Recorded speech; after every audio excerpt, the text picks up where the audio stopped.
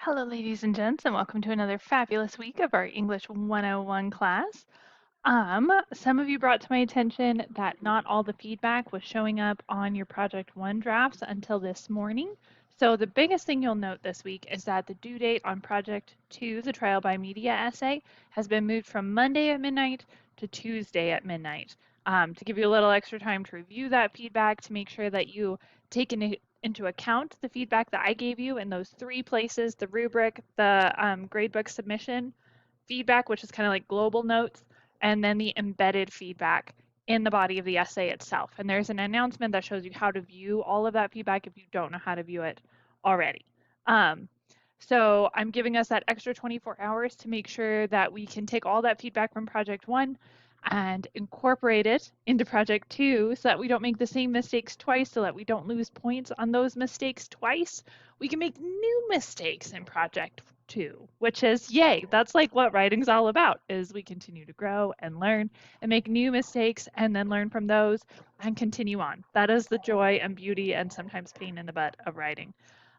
So we've got an extra 24 hours. So you'll notice that that due date has changed. This is the explanation for it. Yay! Woohoo!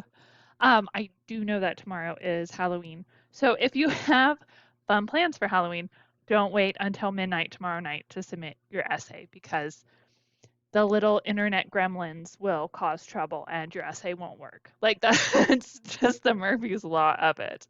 It seems like that always happens. So don't wait until midnight to submit it. If you've already got it done and you don't need the 24 hours, submit it tonight so that you can enjoy tomorrow night and candy and fun stuff. If you do want the extra time, awesome. Take advantage of that. Just keep in mind that essay still does need to be submitted even though it's Halloween. So submit it early and that'll be good. And remember, I do accept late work, but there is a 10% penalty per day late. So if an assignment is worth 100 points, it's 10 points off every day it's late. If the assignment is worth 125 points, like your essays, then it's 12.5 days per day, or 12.5 points per day late. You just have to do the math, which is a sad way to lose points because it makes our score goes down like really, really fast. So if we get it turned in on time, at least we have the full pool of points still available to earn with our writing, which is ideal, right? Yay! Okay, so that's my soapbox. There we go. We get to move into our Project 3 essay this week. Project 3 is going to be much more similar to Project 1 in terms of timeline. We're going to have a lot more time to work with it because it is very research heavy and research takes time. So Trial by Media, Project 2, really fast. Project 3, more like Project 1 in terms of like slowing down our timeline and really investing in the research and writing process. So we are going to be working on Project 3, which is a research-based cultural analysis essay that also builds on our themes of justice, crime, and bias that we've been working with throughout the class, because we talked about thematic linkage is really helpful in terms of memory retention and memory encoding and then memory retrieval, all those neurological things that are going in your brain. Having a thematically linked class that connects those assignments helps us further encode those memories. And then that's good. We can pull them out later and use them, which is ideally what we want out of a class. So this week we are going to start laying the foundation of Project 3. In Project 3, we're going to be looking at two cultures, two opposing cultural identities, and talking about how someone knows they're a part of that identity, what are defining characteristics of that identity, and then how these two identity groups clashed in a true crime, justice, kind of bad way in every single instance on our case list.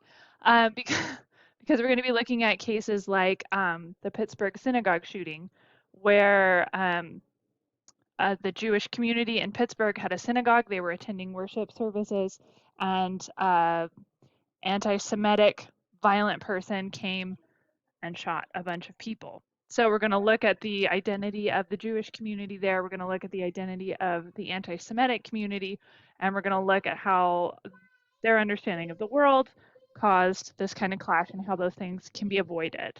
Because we'd rather not, have people dying for all these things. Um, I've got a case list just like last time. I'll be talking about that more next week. But there's a whole list of cases for you to choose from, everything from the Pittsburgh synagogue shooting to, oh, now they're escaping my brain, right? The Pulse nightclub shooting, which was the second largest mass shooting in the US, I think, as of last year. It's not a record you want to set. Lots of different culturally based identities that led to this kind of clash. And we're seeing that sort of thing even in the news today. If you're watching any of the news about what's happening with Palestine and Israel, deeply rooted identities clashing in ways that are causing a lot of tragedy, a lot of death, a lot of loss of life. So it's important to be able to analytically, critically, with research, look at these identities, look at how they clash, why they clash, and how maybe we stop them from clashing. So that is kind of the basis of Project 3 in a very, very broad stroke. We're going to get into specific details next week, but that's kind of an overview. So you've got some stuff in the modules that are going to help you out.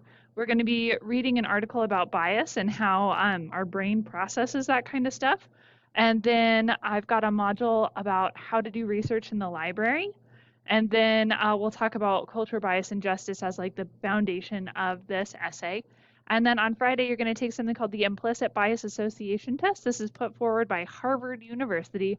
I know, smarty pants, right? And it is uh, a beta test. Like, it's not perfect by any means, but it does give us some interesting insight, maybe. Um, so Sorry, children are home from school.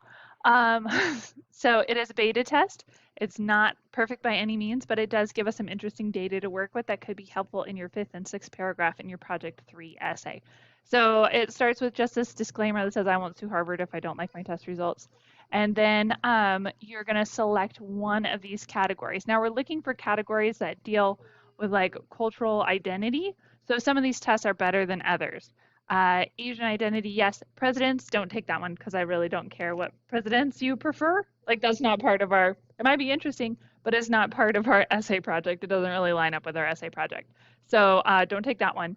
The weight one, absolutely. You can take that one. The Asian one, disability, sexuality. Weapons doesn't matter so much in terms of our essay prompt, so don't do that one.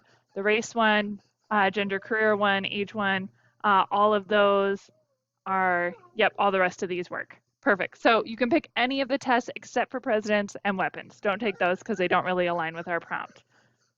But any of the other ones will work. Then you click on the test and then click continue, and it takes about 5 minutes. It doesn't take very long. Then your assignment asks you to just take a screenshot at the end and answer a couple brief questions, and you're good to go there. So we'll get back to that calendar real quick. And that's what you're doing on Friday. It shouldn't take long, 10 minutes max, to do that.